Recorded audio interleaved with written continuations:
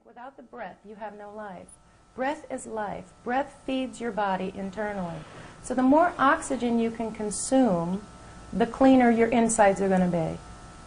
So when you lay down and you start breathing the connected breathing that is rebirthing, that's known as rebirthing, when you just start automatically releasing some of these things and you start investigating where those things came from. And generally they come from your entrance to this planet, which sounds very strange.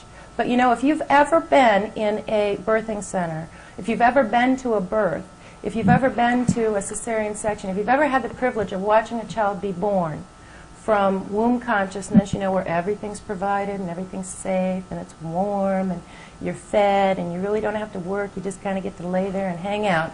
If you ever watch a child be born, you can instantly see how upsetting it's got to be.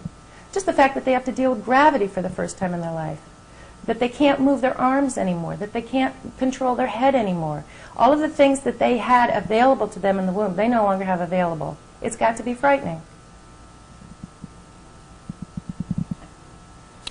We didn't actually talk about that much, Glenn and I, about the whole trauma of the actual birth. Can you talk to me a little bit about that? Yeah. When children are born, even if they're a natural birth, when children are born, usually, in today's society anyway, an epidural is used. An epidural is used to numb the mother from the waist down so that she does not feel the contractions. It's used as pain management. Any doctor will tell you that any drug that you give the mother goes to the baby. So when the babies come out, they're a little lethargic. It takes them a little bit of time to get with the program of where am I? Where am I? I just went through this process of pushing and pushing and pushing to try to get out. You know, my head is being formed. Their heads have to be formed, and then they have to turn, and then they have to come out. They have to make all of those movements in order to get out, and then when they come out, they hear gravity. It's 70 degrees if they're lucky, usually 63 degrees in the operating room or in the birthing center. It's cold, they're wet, they hit gravity, they can't function the way that they could 5 minutes ago, you know, when they could move their arms and their head and they had total control of their body. They're totally out of control. And even if they then put the baby on the mother's stomach to show the baby, this is your mother, because the babies recognize voices. And so when the mother starts talking to the baby will instantly calm down. But the baby can't breathe. Babies don't know to breathe. So once the umbilical cord is cut, all of their oxygen has been being supplied by the umbilical cord. Once the umbilical cord is cut, they have to take their first breath. And there are parameters that they have to do that in. You know, that's what the APGAR is about, 1 minute, 3 minute, 5 minute. There are parameters. They have 1 minute, 3 minute, 5 minutes in order to breathe. Most babies can't even get into the program in 1 minute. So now they start slapping their little feet. And if you know anything about feet, you know they're very, very sensitive. And that's how they get them to take their first breath. And if that doesn't work, then they hang them upside down. Anything to get them to take that first breath. So their first breath is traumatic. It's painful because the lungs have to open. The lungs prior to now have been breathing amniotic fluid in and out and in and out and in and out. And now it has to breathe oxygen, and it's painful, which is why most babies cry on their first breath. So our first experience of breathing is not a pleasant one. It's not like you and I just take a deep breath and it relaxes us. It's filled with terror and trauma, and they don't know what's going on. How, though, can you say that 33 years later, that episode is still affecting me today? Well, I don't. People do. When I went through the rebirthing process, that's what I found. I found that experience of being in the operating room with my mother was where I decided that I wasn't wanted, that I wasn't loved, and that nobody out here gave a damn. They just didn't care. They didn't have a clue. And throughout my life, I behaved that way. And I would look for every instance, to say to myself, see, I was right. I was right all along. This is the way that the world is.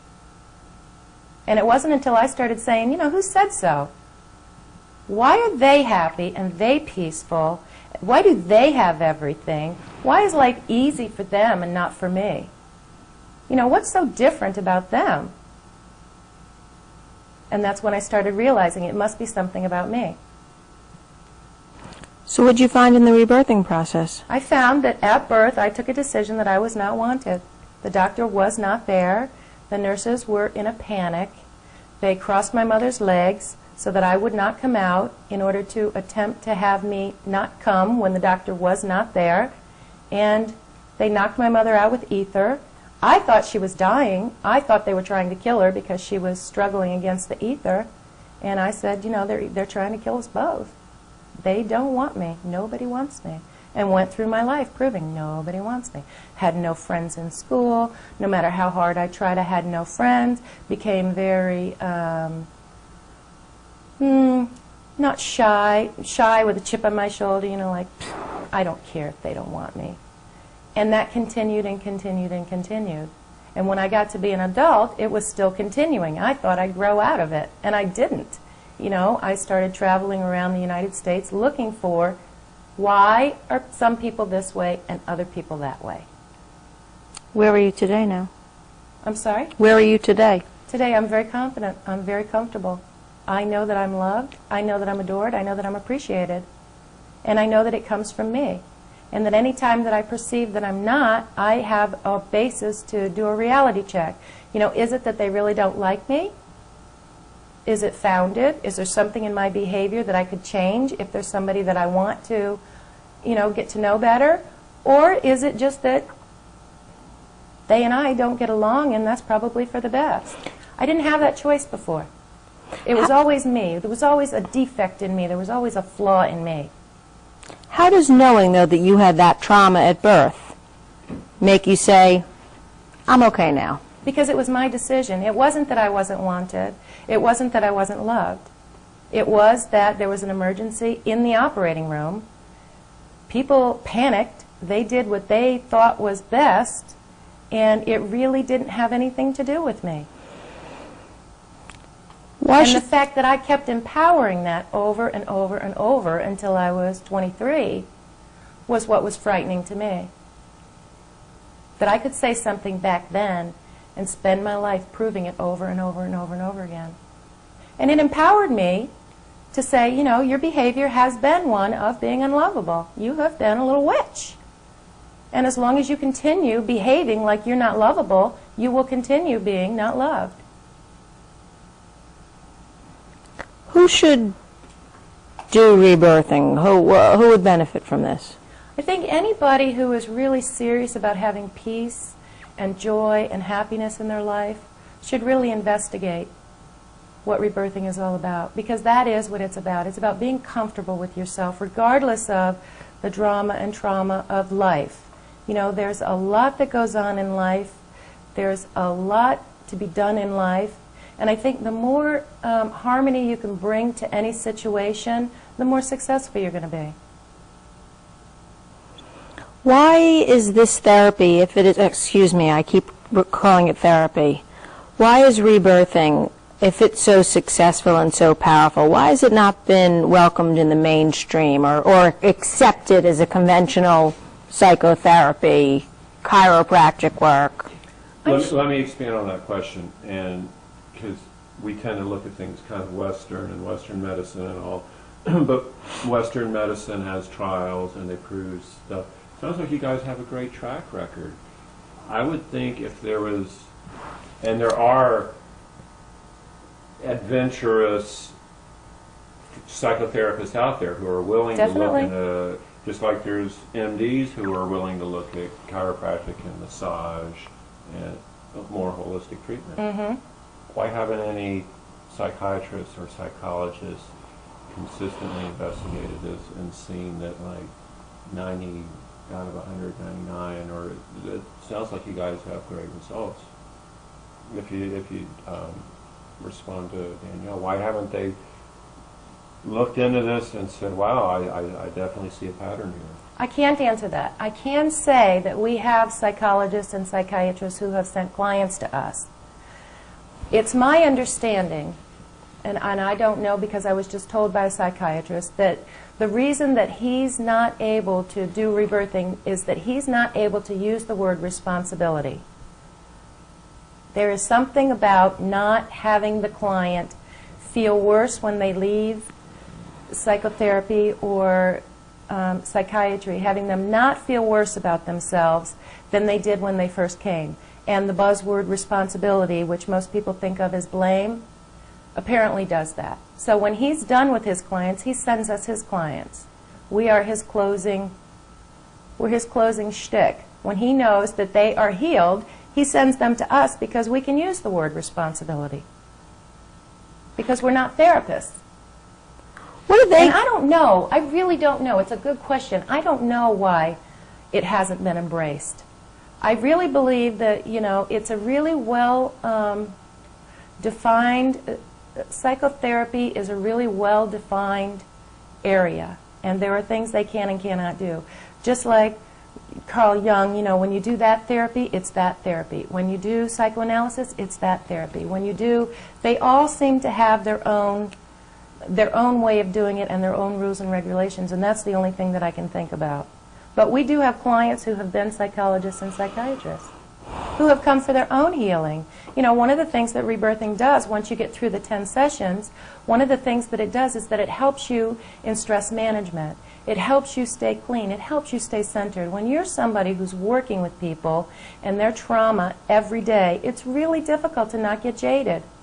And our job for those people is to just give them a place where they can kind of release and put back into perspective, you know, what it is that they're doing so that they can get back to center. And once they get back to center, then they can help their clients. The practice of rebirthing came under fire recently because of what happened out in Colorado. That was a tragedy. Talk to me about that. That What was was that? What happened? I do not know what that was. I have very strong opinions about that. It's a tragedy.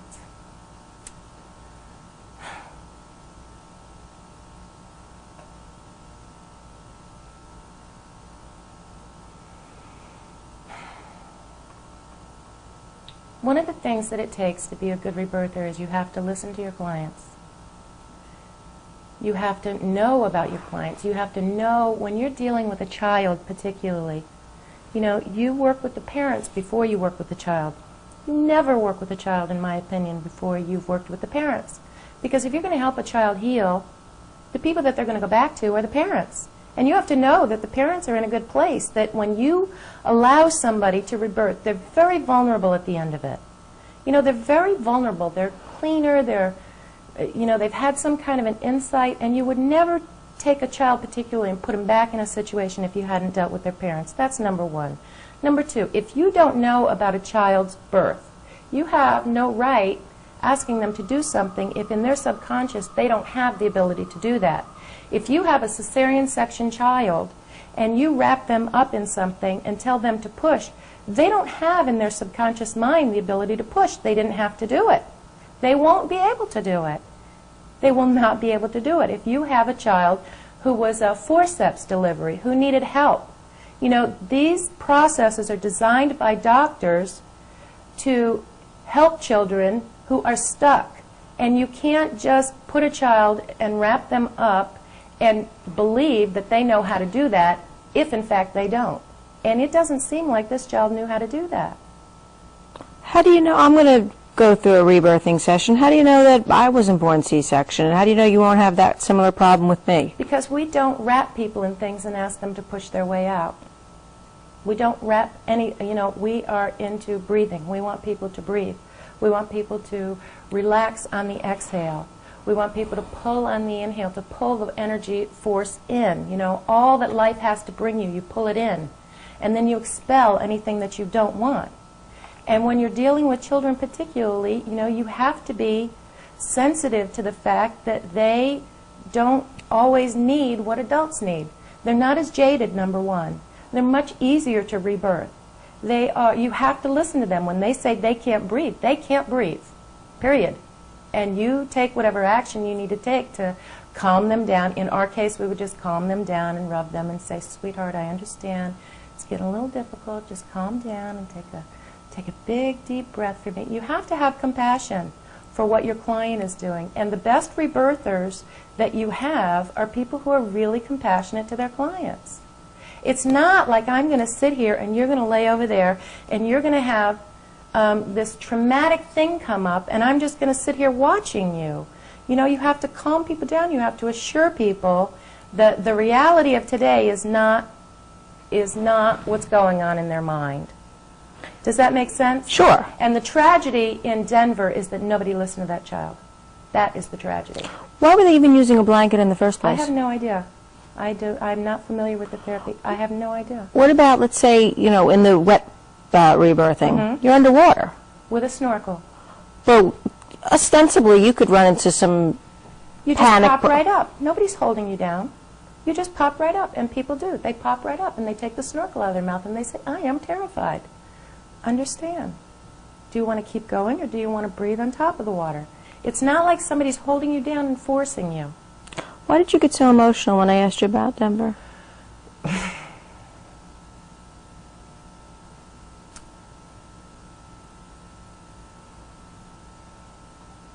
I'm a child advocate, and what happened in Denver was abuse. It just clearly was abuse.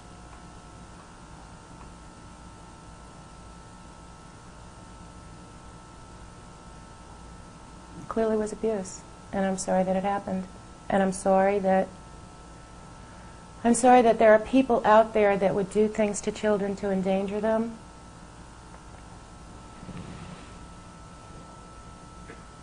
I'm just sorry about that. How do you think what happened in Colorado has affected the rebirthing movement? I don't think it has, because I think that everybody knows that that's not rebirthing. I understand that there was a television show on that attachment therapy, which is apparently what they call what happened in Denver. I understand that it was on 2020 or something, and that that's how the mother found the therapist in Denver. I just really, you know what really upsets me about it is that here is this mother who is desperately trying to help her daughter form attachments with her. She's willing to fly her from North Carolina. She's obviously done intense research. She flies her from North Carolina to Denver. She pays $7,000 to help create a bond with her daughter. That's how committed the mother is to bonding with this child, and the child dies. I just can't imagine how the mother must feel. These people had to have a reputation of knowing what they were doing. I'm sure they do.